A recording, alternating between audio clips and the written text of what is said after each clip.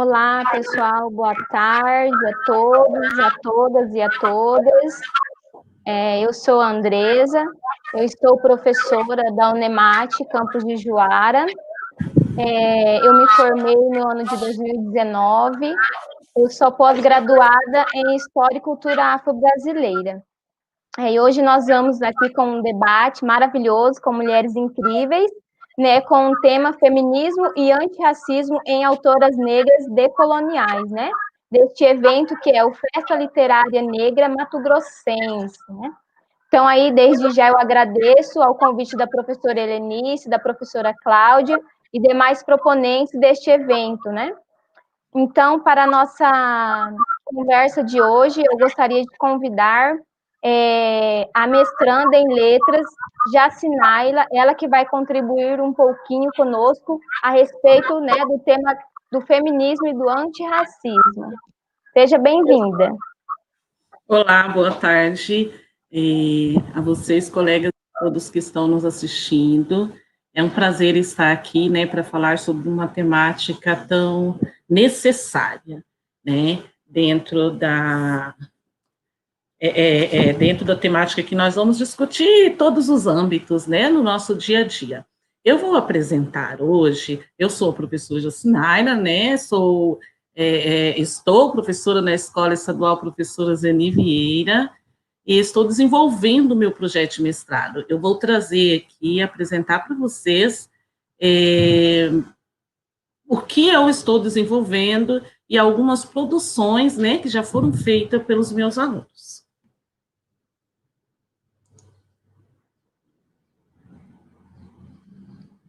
Bom, para iniciar o meu trabalho, o tema do meu projeto é quarto de despejo temáticas atemporais para a sala de aula. Para iniciar o meu trabalho, para não ficar aquela coisa cansativa, né, de nós ficarmos contando, até porque não dá tempo contar toda a biografia de Carolina, é difícil falar de Carolina em 15, 20 minutos. Eu vou passar um curta, é bem curtinho mesmo, tá? Tá tudo bem, vocês estão visualizando. É bem curtinho, tá? É um curta que é do Fantástico, né? Tem o logo da emissora ali. Porque eu achei bastante interessante. É em desenho e conta resumidamente a vida de Carolina Maria de Jesus.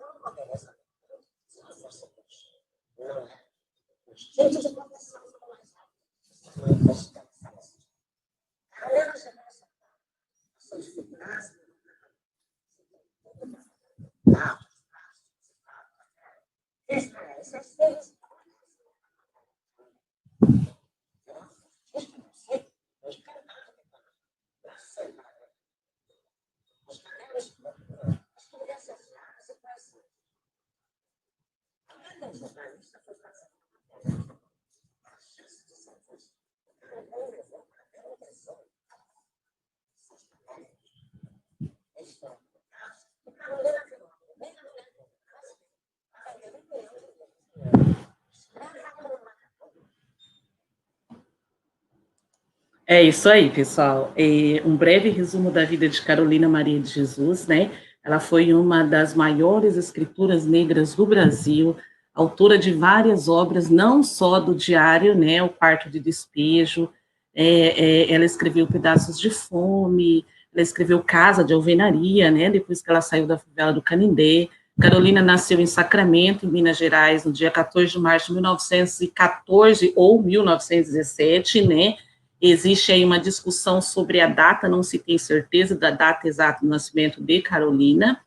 Ela veio de uma família de escravizados e só estudou, na verdade, por 1 ano e meio. Esses dias eu tive uma conversa, né, online, a filha dela nos deu a honra, né, de entrar em uma conferência comigo e os meus alunos, e nos deu, foi gratificante, assim, ouvir um pouco mais, né, sobre as vivências da filha, porque a fala da filha está além de tudo que nós temos na escrita. Aqui eu trouxe algumas fotografias, né, da Carolina, fora desse contexto que costumam colocar da Carolina sempre com lenço na cabeça, que ela não gostava do lenço na cabeça, né, para vender livro, para passar aquela imagem de favela, de fome, né, de escravizada, de pobre. Então, assim, quando ela podia, depois da venda de quarto de despejo do sucesso, ela gostava de andar sem lenço na cabeça, com suas pérolas e bem arrumada. Nós temos aqui à direita a Clarice Lispector no lançamento, né, do livro da Carolina. Em 1958 ela foi descoberta, mas descoberta, gente, entre aspas, porque Carolina, ela já ia, antes de conhecer Audálio Dantas, ela já ia aos jornais, né, ela já enviava, poesias dela já eram publicadas em jornais, então Carolina já escrevia há muito tempo, ela conta que em Sacramento, ela já elaborava poesias mentalmente. Então, Carolina já era uma grande escritora e ela não precisava da tutela de ninguém, né? O meu trabalho, ele se justifica justamente pela necessidade de trabalhar essas temáticas, né, do racismo, do decolonialismo, né, dentro da escola, da sala de aula, conscientizar o quanto mais cedo os alunos, né, trabalhar a leitura, o letramento literário. E o objetivo geral é justamente esse, despertar, né, o hábito pela leitura por meio da interpretação da obra, né, porque não faz sentido a leitura sem uma interpretação por parte do leitor, certo? É o leitor que cumpre o papel maior de uma obra literária, né, nessa interação. Então, essa pesquisa ela surgiu, né, a partir do desenvolvimento de um projeto com o 9º ano do ensino fundamental na Escola Estadual Professora Zeni Vieira. E o que nós fizemos? Como se deu num período pandêmico e não era esse o plano anterior, os alunos leram a obra e, conforme eu lendo a obra, nós íamos fazendo reuniões, chamando pesquisadores do Brasil inteiro. Nós tivemos em conferência Rafaela Fernandes, Vanessa Puterico, Maicon Dias e vários pesquisadores, e agora, para fechar com chave de ouro, a filha, né, Vera Eunice de Jesus. E são alunos muito esforçados. Durante a leitura, eles identificavam temáticas, a fome, o racismo, a denúncia social, a desigualdade social. E essas temáticas, a partir dessas temáticas, eles produziam fotografias do seu dia a dia e criaram uma página no Instagram chamada @alunosescritores, onde eles postaram durante a leitura toda essa produção autoral, né, que eles fizeram das fotografias do seu dia a dia, ou seja, para mostrar que Quarto de Despejo é, sim, uma obra atemporal, infelizmente ainda atual, essas temáticas discutidas por Carolina. Esse livro, pessoal, essa página na plataforma digital Instagram, ela será em breve um livro, né, que será o produto final da pesquisa, e será um livro dos alunos, né, alunos escritores, diário de uma turma nota 10. Esse foi o nome que a turma escolheu. Bom, como eu disse, durante o projeto, né, foram feitos alguns recortes temáticos, porque eu tenho certeza que a obra de Carolina, não só o Quarto de Despejo, mas tem aí muitas temáticas a serem trabalhadas e exploradas, e eu trouxe para vocês, e os alunos postavam as fotos e os textos deles, que eram as legendas, tá? E eu trouxe para vocês, não se assustem com a quantidade de slides, que eu queria mostrar um pouco, né, sobre as postagens dos alunos. Um exemplo dos recortes das temáticas trabalhadas são as denúncias e desigualdades sociais, né? A própria capa do livro, ele não está comigo agora, a própria capa do livro Quarto de Despejo, ela já traz uma denúncia, né? Quarto de despejo. Tá? Então, Quarto de Despejo já faz referência, já é uma metáfora da favela, né? E a Carolina, durante a narrativa da testemunhal, né, do diário dela, diz: estou no quarto de despejo. e o que está no quarto de despejo ou queima-se ou joga-se no lixo. E ela constantemente compara a favela, ou quartinho de despejo de uma casa, e o centro da cidade a uma sala de visitas. Ah, pessoal, desculpa, esqueci de abrir a tela, né? Vou abrir agora. Ai, parece que não está abrindo. Acho que agora abre. Vamos esperar. Melhorou, né? Desculpe. Então, como eu disse, a capa do livro, mas durante a narrativa toda você percebe, tá, essa denúncia social. Por exemplo, eu trouxe mais uma aqui, né, feita pelos alunos, ela editou aqui a imagem no caderno. É assim, a imagem, fotografia e a legenda, né, todas escritas pelos alunos. Dizem que o Brasil já foi bom, mas eu não sou da época do Brasil bom. Aí os alunos colocam a interpretação deles na legenda. Tá? Dura é o pão que nós comemos, dura é a cama que nós dormimos, dura é a vida do favelado.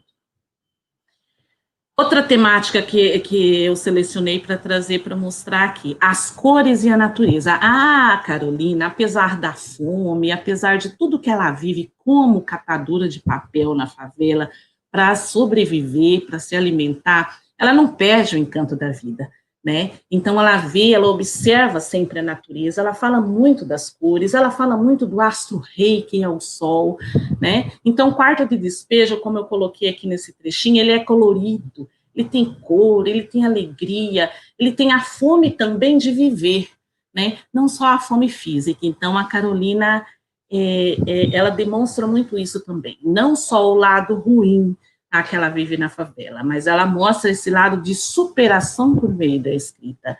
Como eu coloco nesse trechinho aqui, ó, a Cinderela Negra, ela é muito conhecida como a Cinderela Negra, inclusive tem uma biografia muito boa da Carolina que se chama Cinderela Negra, né? Então, assim, aqui é já citada e conhecida por muitos pesquisadores, que assim como esse grupo passeiam, né, eu estou me referindo ao grupo alunos, pelos tons pretos de uma pele que urge por clemência, hidratação, bons tratos. Então, são temáticas e são autores que precisam ser discutidos, pesquisados e por que não, gente, colocados aí, né, no meio acadêmico, porque é literatura, tá? O céu está maravilhoso, o azul claro e com nuvens brancas esparsas, esse é um exemplo da natureza, cores que ela retrata, é como se você fizesse uma leitura visualizando, né, essas imagens. Mais exemplos, né, sobre essa alegria e a natureza retratada. Outra coisa que Carolina, outra temática que Carolina discute muito também em Quarto de Despejo são os sonhos, os sentimentos, né? As horas que sou feliz é quando estou residindo nos castelos imaginários.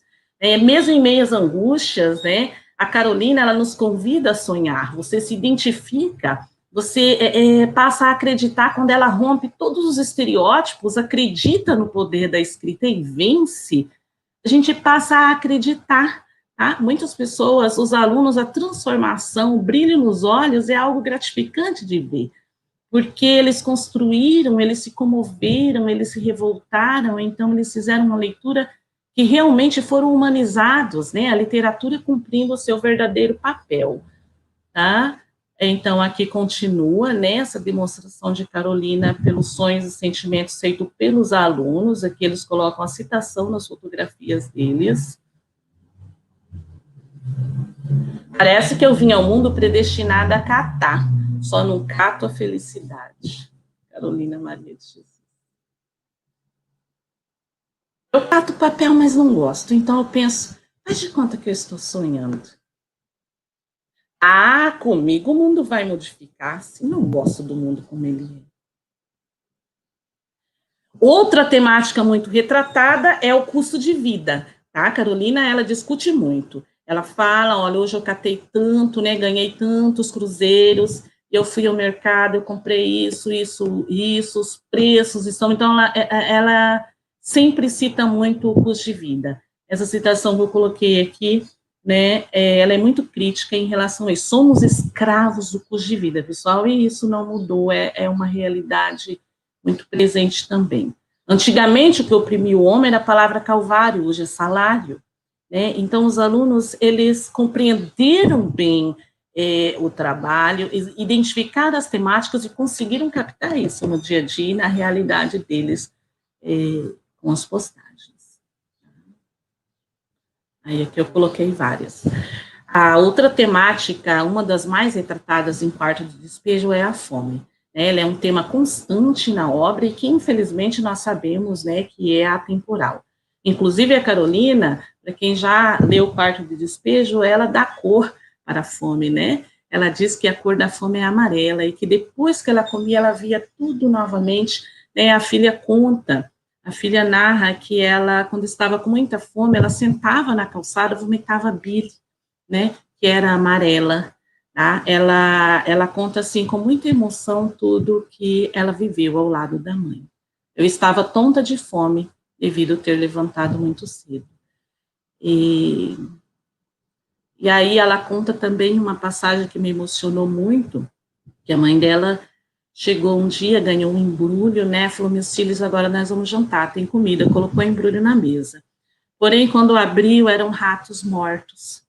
A filha conta isso, assim, com lágrimas nos olhos e muita dor, né?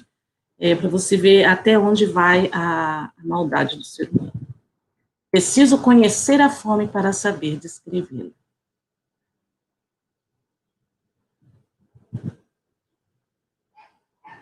A miséria e a pobreza também são descritas, né? Dentro do Quarto de Despejo, mas ela descreve a miséria e a pobreza principalmente como falta de conhecimento, falta de educação, falta de amor ao próximo, né? Ela atrai o leitor a repensar essa pobreza, tá? Que ela advém principalmente da falta de conhecimento e educação.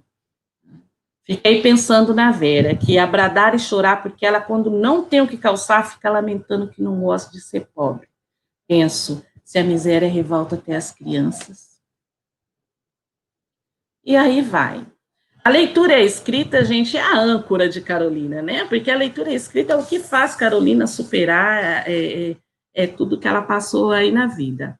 Ela diz, quando eu não tinha nada o que comer, em vez de xingar, eu escrevia. Tem pessoas que, quando estão nervosas, xingam ou pensam na morte como solução. Eu escrevia o meu diário. Então, a Carolina, a filha, narra também que quando elas estavam na rua, ela estava catando papel, ela, se viesse uma ideia na cabeça, ela já andava com lápis no bolso. Ela gostava de roupa de bolso por isso. Ela já pegava o lápis, pegava qualquer papel que ela encontrava pela frente, tanto que os manuscritos dela, que serão lançados agora pela filha da Carolina, Rafaela Fernandes, e uma equipe, esses manuscritos, eles vão trazer, né, ao nosso conhecimento tudo isso. E a Rafaela nos conta que os manuscritos dela têm muitos papéis soltos, né? Então, ainda continuando aqui na temática da leitura escrita, a vida é igual a um livro, só depois de ter sido lido é que sabemos como encerra. Religiosidade, pessoal, a partir de tudo, Deus está sempre em primeiro lugar na vida da Carolina, e ela deixa isso transparente em Quarto de Despejo, tá? Ela reforça ali, ó, eu estava indisposta, resolvi benzer-me, abri a boca 2 vezes, certifiquei-me que estava com mal olhado, né? E aqui nas citações que os alunos colocaram nas fotografias, estou residindo na favela, mas se Deus me ajudar, hei de mudar daqui. Então, assim, você percebe que Deus, a fé de Carolina, ela é muito grande. Preconceito, racismo, pessoal, o preconceito, racismo, ele é evidenciado por Carolina na obra Quarto o tempo todo, tá? Porque ela sofre, e as consequências que levam Carolina ao sofrimento dela sempre foi preconceito e racismo. Em Sacramento, Minas Gerais, ela foi acusada do roubo de um dinheiro. Ela foi presa, espancada, né? E ela não confessou, porque ela não tinha o que confessar, ela era inocente. Eles falaram, se você não confessar, nós vamos prender sua mãe. Prenderam a mãe de Carolina, quebraram o braço dela. Gente, foi assim, foi horrível. Depois de muito tempo sofrendo, e machucadas e carpiram todo o pátio da delegacia, eles descobriram. O dinheiro apareceu. O dinheiro reapareceu do nada. E aí elas foram soltas, né? A mãe de Carolina não conseguiu andar, mas falou: minha filha vai embora. Carolina saiu a pé de Sacramento, foi para São Paulo. Ela fez esse percurso Sacramento, Minas Gerais, até São Paulo a pé. Tá? E foi lá que ela começou trabalhando, né? Em várias casas de pessoas muito importantes, que a primeira casa que ela trabalhou foi daquele médico, que eu não me recordo o nome agora, que fez o primeiro transplante de coração no Brasil. Então, eles deixavam, ao invés de sair, ele fala em uma entrevista que quando era folga da Carolina, ao invés dela sair, ela ficava na biblioteca lendo, na biblioteca da casa dele. Então, a Carolina adquiriu o conhecimento dela por meio da leitura. Aqui há algumas partes, né, que evidenciam aí o racismo, né, retratado dentro de Par de Despejo. O homem não pode lutar com os produtos da natureza. Deus criou todas as raças na mesma época. O negro só é livre quando morre. Muito triste. No sexto andar, o senhor que penetrou no elevador olhou-me com repugnância. Já estou familiarizada com estes olhares, não me entristeço. Bom, a recriação da capa e a contracapa, eu espero que o meu tempo ainda não tenha se esgotado. A recriação da capa e da contracapa surgiu a partir de uma sugestão da pesquisadora de Curitiba, Paraná, a Vanessa Poterico. Ela fez uma conferência com os alunos, e a capa de Quarto de Despejo, começa pelo nome que a Carolina detestava, esse título que foi dado para a obra dela, Quarto de Despejo, Diário de uma Favelada. Aí está o porém, porque Carolina, ela ficou algum tempo na favela, mas não era uma favelada, ela era uma intelectual, uma grande escritora, né? E os alunos fizeram o quê? Eles recriaram, eles colocaram outros nomes, Diário de uma Sonhadora, Diário de uma Grande Escritora, e aí a parte de trás também do livro, a contracapa, tem também um texto carregado de estereótipos que os alunos tentaram desfazer e reescrever aí essas capas de Carolina. Então, aqui tem alguns exemplos, ó, que os alunos, né, criaram. Quarto de Despejo, Diário de uma Compositora. O livro conta a história de Carolina Maria de Jesus, uma mulher que passava a maior parte do seu tempo escrevendo o seu dia a dia em seu diário. Né? Ali ele coloca, Carolina sempre foi uma mulher guerreira, batalhadora, que apesar de tudo, também foi uma compositora, uma poetisa, né? A capa do livro dos alunos, ela está sendo criada pela Patti Wolff, que é uma artista plástica mato-grossense de Cuiabá. Ela participou de conferência conosco, que aceitou recriar uma imagem de Carolina do jeito que os alunos pediam, sem lenço, sorrindo, olhando para cima, cabelo solto. Gente, ficou maravilhoso. E os alunos ficaram muito felizes, assim, porque ela veio de encontro à Carolina que eles imaginavam, né? E assim se seguem aí várias criações dos alunos. Carolina Maria de Jesus lutou para sobreviver e sustentar seus filhos. Considerações finais. Uma coisa que eu queria frisar, acho que já falei isso várias vezes, Carolina, ela não é escritora de um diário, de um livro só, como nós ouvimos às vezes, né? Algumas pessoas dizem.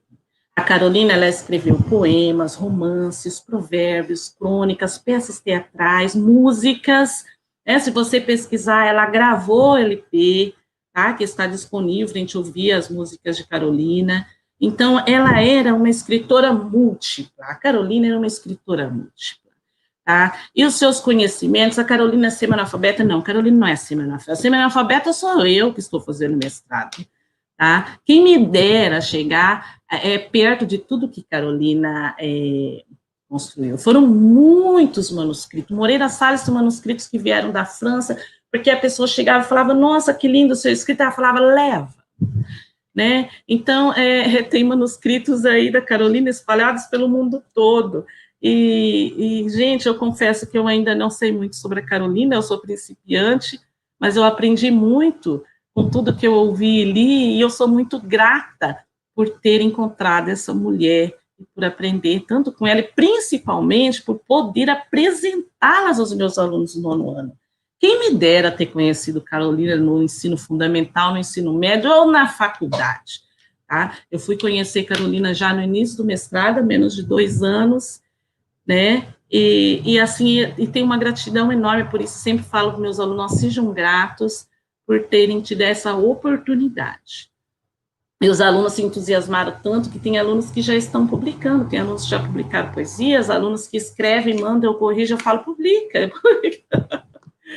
Seus conhecimentos foram construídos de outra maneira, ou seja, ela lia livros nas bibliotecas das casas que ela trabalhou, e ela lia livros que ela encontrava no lixo, porque ela não tinha dinheiro para comprar.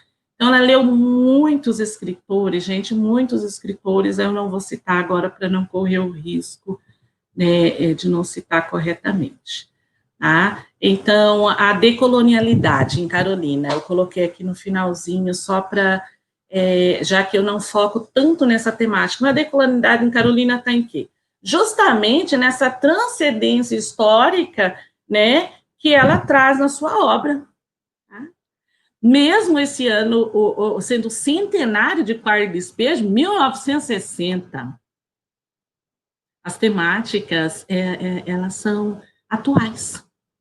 E elas são subversivas, de subversão ao poder colonial. Certo? Eu gostaria de ler uma poesia de Carolina, que eu gosto muito, tá? Acredito que vocês conhecem. Ela está em uma obra organizada pela Rafaela Fernandes. E ela diz assim, Os Feijões. Esse poema foi escrito, gente, se eu não estiver enganado, em 1946. E lá em 1946, logo após a leitura desse poema, eu encerro minha fala, em 1946, Carolina já discutia as cotas para os negros nas universidades. Será que entre os feijões existe o preconceito? Será que o feijão branco não gosta do feijão preto?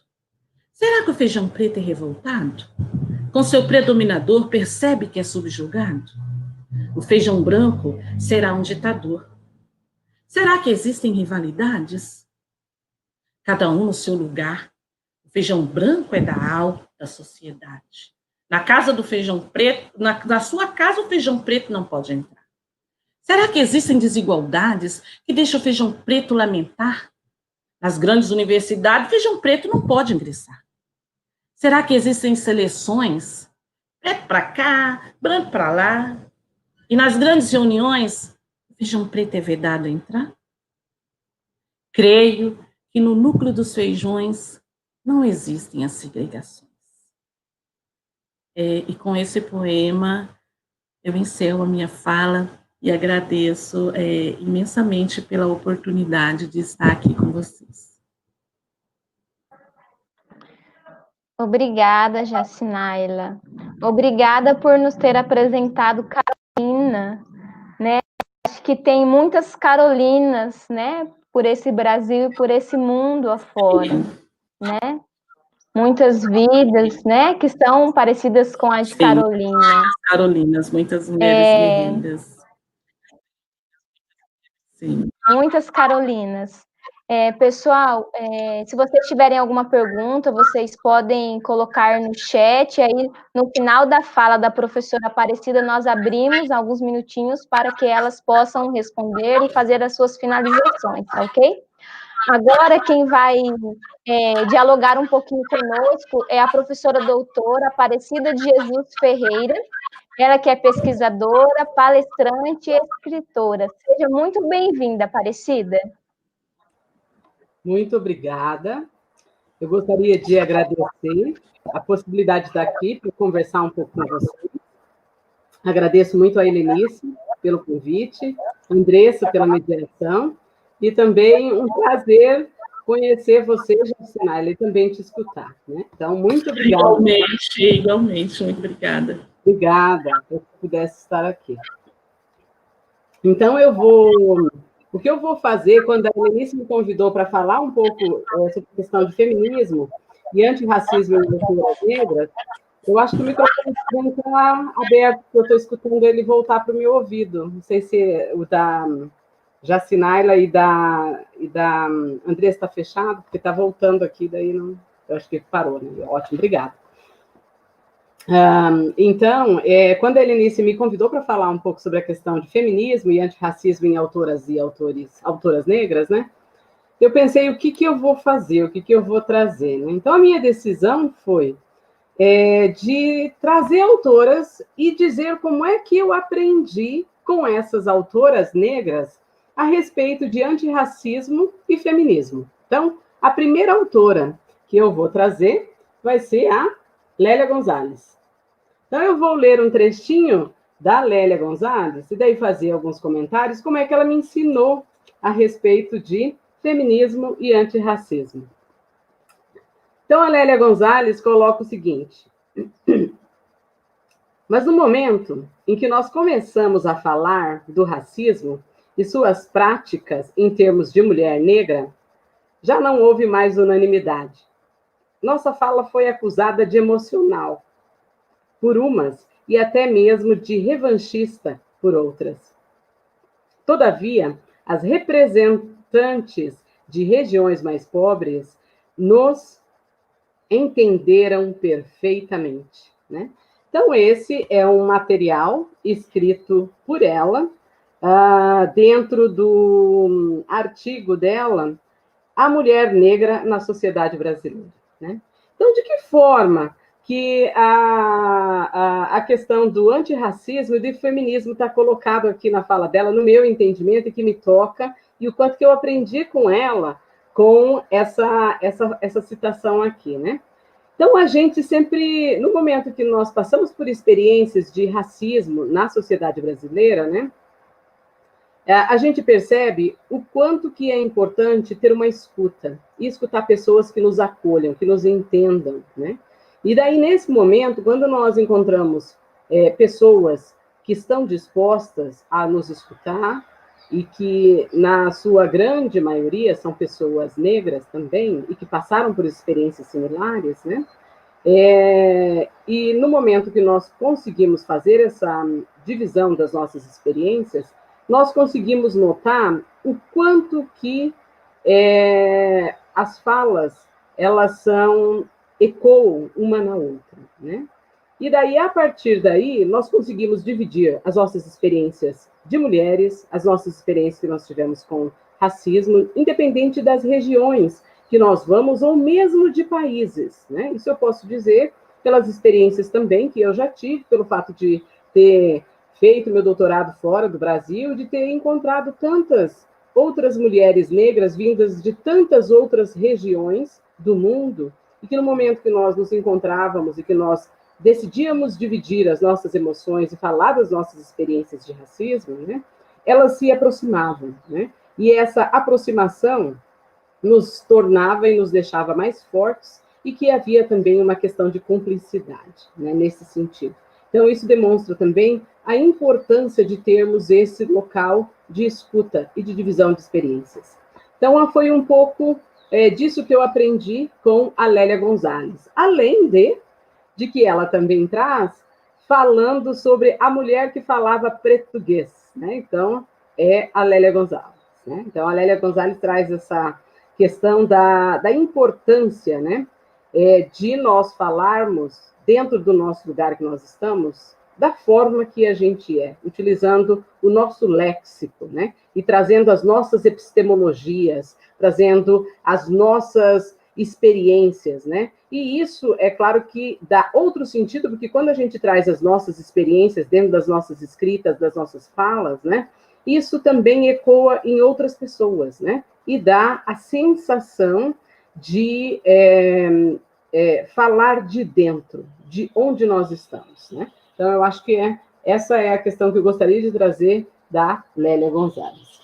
Aí, uma outra autora que eu aprendo e tenho aprendido muito com ela também é a Bell Hooks, né?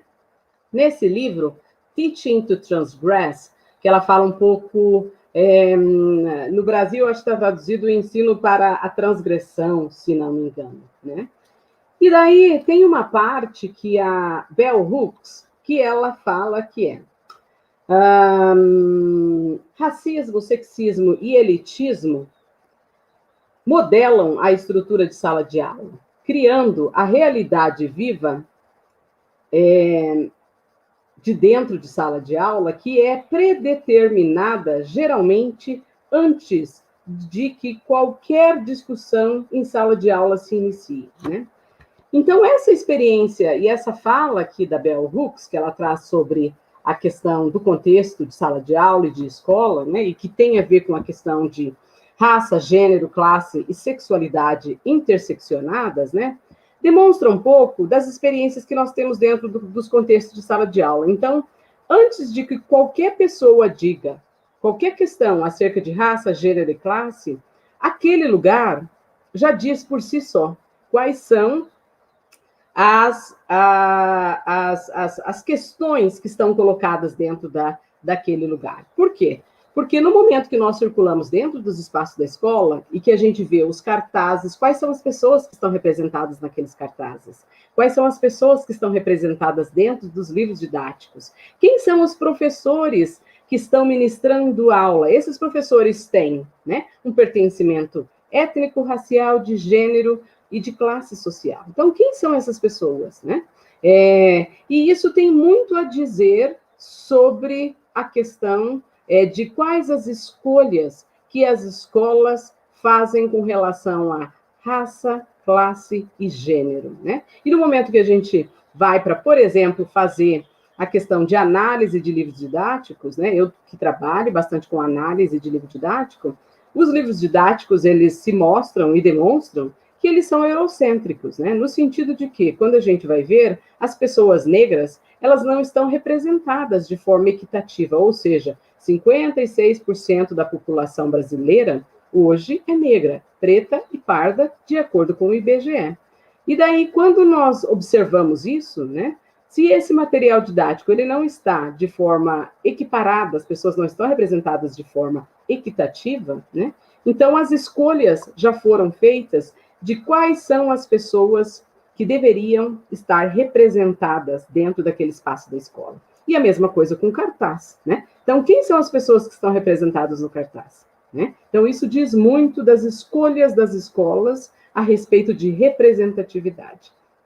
E daí, essa foi algumas das questões que eu aprendi com a Bell Hooks no que se refere a essa questão. Uma outra questão importante que a Bell Hooks traz, que é nesse livro aqui, Teaching and Critical Thinking, a Bell Hooks, ela menciona e traz o seguinte, que ela tem dito e tem trazido muitas histórias, né, a respeito da infância dela, a respeito de memórias, a respeito de teoria feminista, sobre raça e sobre classe, né? E esses fragmentos da memória, né, eles possibilitam que ela possa se ver, não só naquele momento atual, mas também, né, todas as experiências que ela teve anteriormente, né?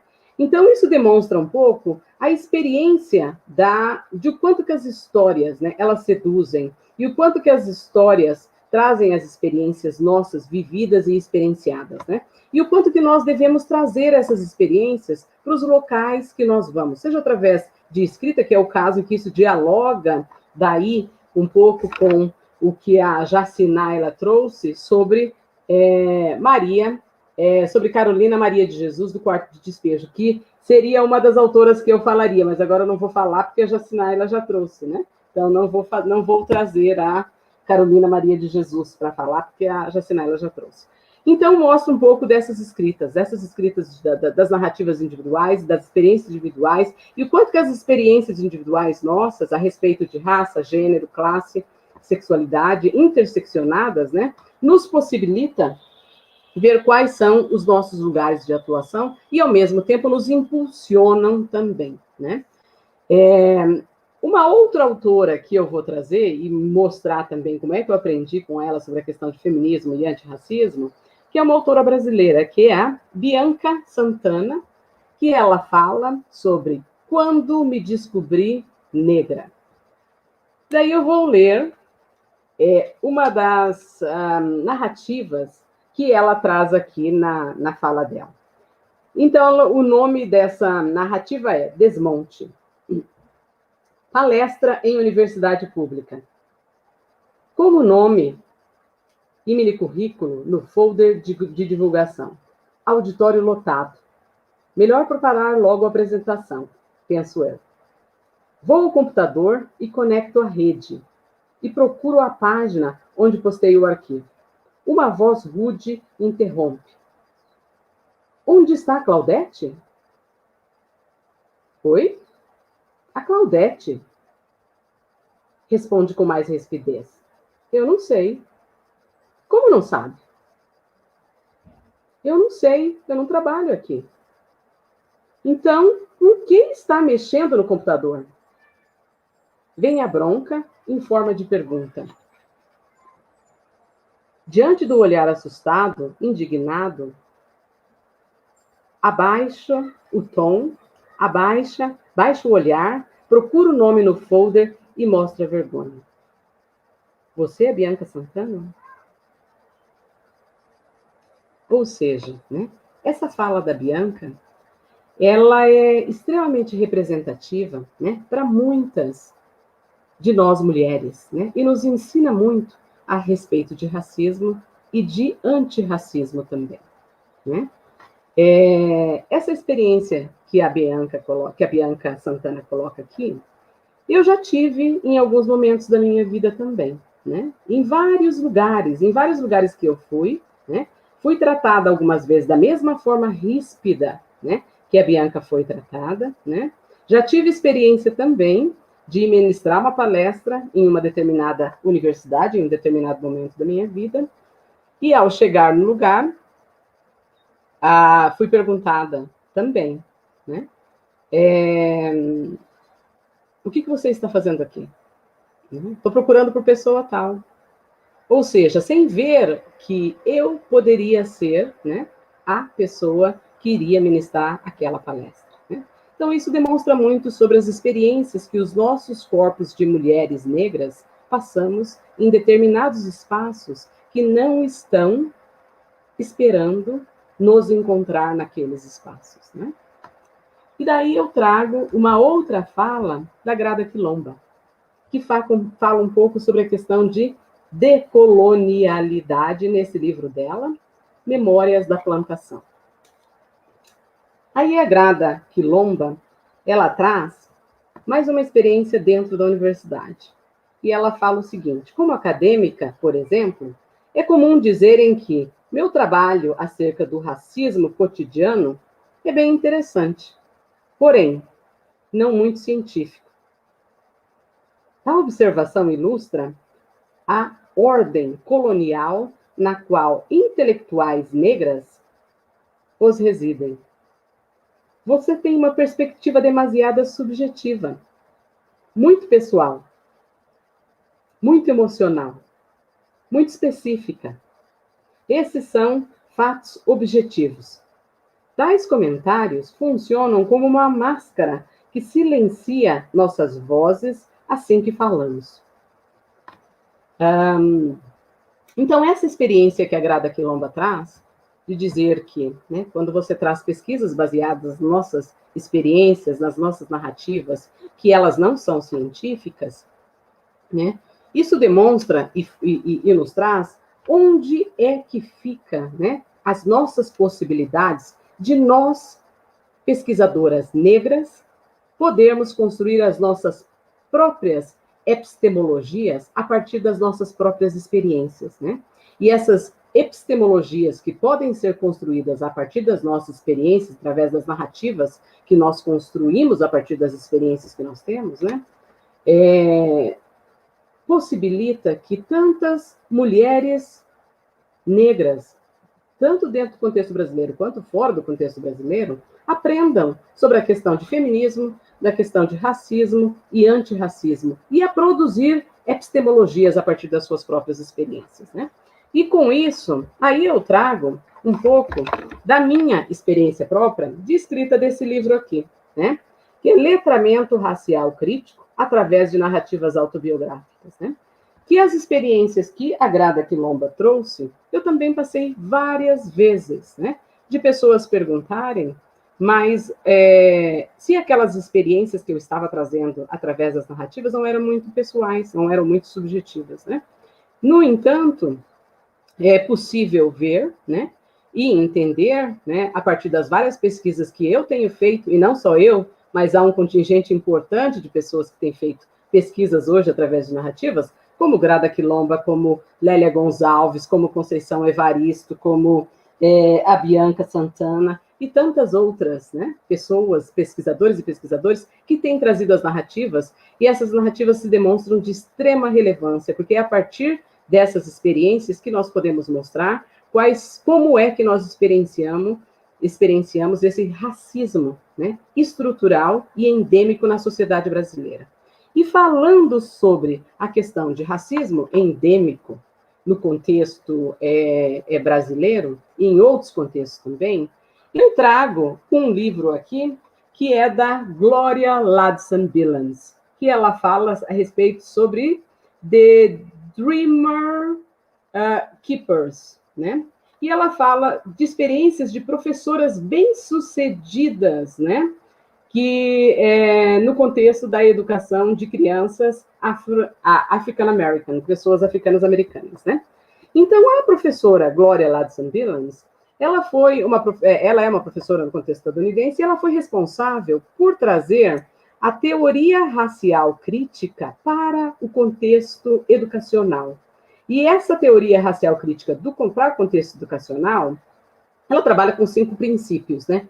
Além de trabalhar com a questão de interseccionalidade, trabalha com a questão do racismo como endêmico, vê a questão do racismo de forma interdisciplinar, né? E também uma delas é trazer a questão das experiências do racismo através de narrativas autobiográficas, através de contos, através de parábolas, para dar sentido às experiências das pessoas negras, né? Que são evidenciadas em experiências tanto do racismo estrutural, do racismo cotidiano, né? E das experiências que dizer que é importante, sim, trazer as nossas narrativas individuais, né? Então, essa é mais uma autora, né, que utiliza dessa perspectiva de trazer narrativas e demonstra também a questão da questão do feminismo, enquanto isso a possibilidade de que nós tenhamos suporte para trazer essas questões. Uma outra autora do contexto brasileiro é a Conceição Evaristo, né? E a Conceição Evaristo, ela foi a pesquisadora no contexto brasileiro e escritora, que traz as experiências de escrever sobre escrevivências, né? E dentro da perspectiva da Conceição Evaristo de trazer sobre escrevivência, mais uma vez, de trazer as narrativas, né, que nós experienciamos cotidianamente e que nos fortalecem e que trazem narrativas, né, que são narrativas racistas, né, e que nós podemos transformar essas narrativas daí através das nossas escritas em antirracistas, né, e podemos transformar também essas narrativas para que crianças, adolescentes e adultos tenham contato com as experiências que nós temos cotidianamente. Então, é mais uma autora, né, que traz as narrativas vivenciadas e experienciadas no cotidiano. Né? Então, e com a Conceição Evaristo, né, então eu fecho essas autoras que falam sobre a questão de feminismo e antirracismo, né, e que nos possibilitam e nos fortalecem no momento em que nós pensamos em criar as nossas próprias epistemologias, as nossas próprias escritas, e essas nossas próprias epistemologias e escritas, elas têm que fazer sentido para nós, para o nosso contexto, para as nossas práticas sociais, né? Mesmo que digam que nós não podemos ou nós não devemos, nós temos sim que se empoderar dessas escritas e levar essas escritas onde quer que nós queiramos levá-las, né? Então é isso. Muito obrigada.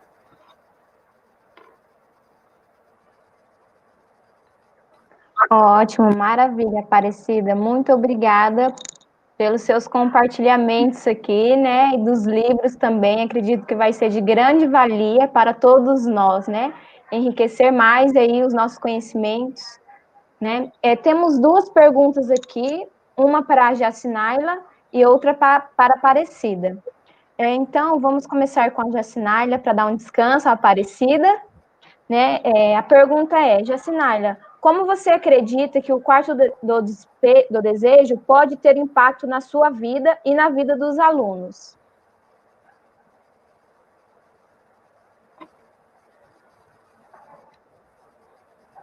Ouviu, Jacinaila? Não estamos te ouvindo. Oh, sorry. Gente, mesmo mergulhada aí no mundo de tecnologia, dando aula online, às vezes a gente esquece do microfone, né? Oh, coisa. O quarto de despejo, a Carolina, né, qualquer obra, Diário de Betita, Casa de Alvenaria, Pedaço da Fome, todas as obras da Carolina em si, pelo exemplo de vida dela, né, por essa história aí que das classes subalternizadas, né, buscarem reconhecimento. Então, a Carolina, ela traz esse exemplo de luta contra o preconceito, contra o racismo, contra a escravatura total, que continua sendo a fome, né, a miséria. Então, eu percebi, como eu disse anteriormente na minha fala, uma mudança muito grande, né? Acho que esse seria o impacto na vida dos alunos. Eu percebi uma mudança de comportamento na vida dos alunos. Se nós tivéssemos tempo, eu mostraria para vocês os relatos que eles escreveram nos diários de leitura. Às vezes, alguns alunos escreveram assim: eu sinto vergonha de mim quando eu comecei a ler Carolina, porque eu reclamava da comida, tinha dia que eu não queria comer a comida que a minha mãe fez. Então, assim, eu reclamava que eu não tinha calçado, mas eu tenho um monte, né? Então, eu percebi uma mudança de comportamento e com relação ao próximo também, né? Esse desejo de ajudar, de crescer, de aprender, de assistir. Não é fácil fazer um aluno no ano assistir conferência, participar, fazer pergunta como a Carolina. Eu atribuo tudo isso às obras, à escrita de Carolina, né? Despertou. Em mim, gente, sinceramente, como eu disse, eu sou muito grata por ter conhecido Carolina, porque ela impactou minha vida em todos os sentidos. Aí eu fui transformada por Carolina. Eu aconselho todos a lerem, a não só Quarto de Despejo, mas toda a obra e a vasta obra de Carolina Maria de Jesus. Eu fui, sim, muito impactada e transformada pela leitura das temáticas que a Carolina traz, e os meus alunos, com certeza, eu percebi isso nos depoimentos e nas ações deles também, que mudaram e que se transformaram. E estão numa expectativa muito grande, né, com relação à publicação da obra deles, que é Alunos Escritores. É isso. Muito obrigada, Jacina. Eu te agradeço. Tem uma pergunta também, tem uma pergunta solta aqui, que não foi direcionada para, né, nenhuma nem outra, mas eu acredito que as duas, né, podem responder aí. Por que falar da interseccionalidade é tão importante nos dias de hoje? Parece... Que bom. Que ótimo. Falar sobre a interseccionalidade, que é um termo que tem sido muito usado hoje, né? Mas eu acho que ele sempre foi importante, né? Para a questão da interseccionalidade sempre foi importante. É importante porque, se nós formos olhar no contexto da sociedade, seja no Brasil ou fora do Brasil, né? E entender a posição das identidades sociais interseccionadas, né? Dependendo de qual identidade a gente intersecciona com qual, né, nós vamos ver quais os papéis e quais os lugares sociais que essas identidades ocupam, né? Então, se nós pegamos, por exemplo, a identidade social de homem branco hétero, né? Esse homem, ele geralmente está no topo da pirâmide, onde ele tem acesso aos melhores cargos, né? Aos melhores lugares, né? Se nós pegamos a identidade da mulher negra, né, e pobre, por exemplo, ela vai estar na base dessa pirâmide, que ela vai ter mais dificuldade de acesso a emprego, ela vai ter mais responsabilidades com relação ao trato e ao cuidado da própria família, né? Ela vai ter mais dificuldade a ir para a universidade, ela vai ter mais dificuldade com relação ao lugar social de moradia, né? Então, aí você vê que a mulher negra, ela é muito impactada. E daí, nesse sentido, é importante que nós façamos uma análise interseccionada, né, dessa mulher, né? Então, não dá para falar só sobre a mulher de forma ampla. Nós temos que trazer a questão da mulher negra, daí, que lugar social é essa que ela ocupa? E se nós trazemos a intersecção com sexualidade, a mulher trans, né, ela é impactada mais ainda do que a mulher negra cis, né? Então, ela é mais impactada ainda, né? Então, dependendo desse lugar social que se ocupa, mais impacto vai tendo. E daí nós precisamos de todas essas reflexões, né? Também, principalmente porque é no momento que se pensam em políticas públicas, né? Então, para pensar políticas públicas, nós precisamos entender e ver essas identidades sociais interseccionadas, porque é nesse momento que nós poderemos pensar em melhor condições, políticas para moradia, políticas para a escola, políticas para emprego, né, que todas essas políticas são políticas que pensam a questão da equidade da mulher negra com outras identidades sociais dentro da sociedade, né? Então, por isso que ver a questão das identidades sociais sendo feitas de formas interseccionadas, elas são importantes, porque daí nós podemos tomar e ter ações antirracistas que sejam a favor dessas identidades que estão em uma situação e que são minorizadas, né? Então, eu acho que essas são as questões que a gente precisa pensar nas questões das identidades sociais interseccionadas, né? Então, é isso. Obrigada. Obrigada, Aparecida. Bom, temos uma última pergunta aqui, que nós já estamos finalizando, para Aparecida, que é: como poderemos incentivar as mulheres, os alunos e alunas a usar e valorizar o português? Essa questão, né, através das narrativas, da escrita de narrativas, da escrita incentivar os alunos a fazer esse trabalho maravilhoso que a Jacinaila está fazendo. Então, o que a Jacinaila está fazendo, ela está ensinando e está mostrando para os alunos e para as alunas delas que eles podem trazer esse português através da sua própria escrita, né? Daí, uma vez, ela pode trazer um pouco mais disso, como é que isso tem ocorrido, né? Por quê? Porque esse português é as nossas experiências vividas, não é verdade? É as nossas, que lugares que nós andamos, que experiências que nós temos, e o quanto que nós permitimos, né, que os nossos alunas e alunas, por exemplo, dentro dos seus espaços sociais, das suas práticas sociais, tragam as suas experiências vividas. E daí, além de trazer essas experiências vividas, que publiquem essas experiências vividas. E que a escola, daí, é um ótimo, um fantástico lugar para que essas experiências possam ocorrer. E o trabalho que a Jacinaila trouxe é um trabalho fantástico que demonstra que há esse espaço para essas produções, dessas epistemologias, dessas experiências vivenciadas pelos alunos e pelas alunas dela, dentro desse espaço da escola. Ótimo, maravilha. Eu vou fazer os meus agradecimentos rapidamente, porque aqui a internet está caindo. Mas eu gostaria de agradecer à professora Helenice, mais uma vez, professora Cláudia, né, por me convidar para dialogar com vocês nesse espaço. Eu também quero agradecer a vocês pelas partilhas que vocês, né, fizeram aqui conosco, falas com significado para nós, né, falas com potência, né, não é fala sem significado, todas as falas que vocês fizeram têm um significado para nós, né, enquanto população negra também. Então, eu já deixo aqui, cada uma pode finalizar, agradecer, a gente vai encerrando por aqui. Eu agradeço também o pessoal que estava aí nos acompanhando pelo YouTube, né, pelas participações, interações, pelo chat. Muito obrigada.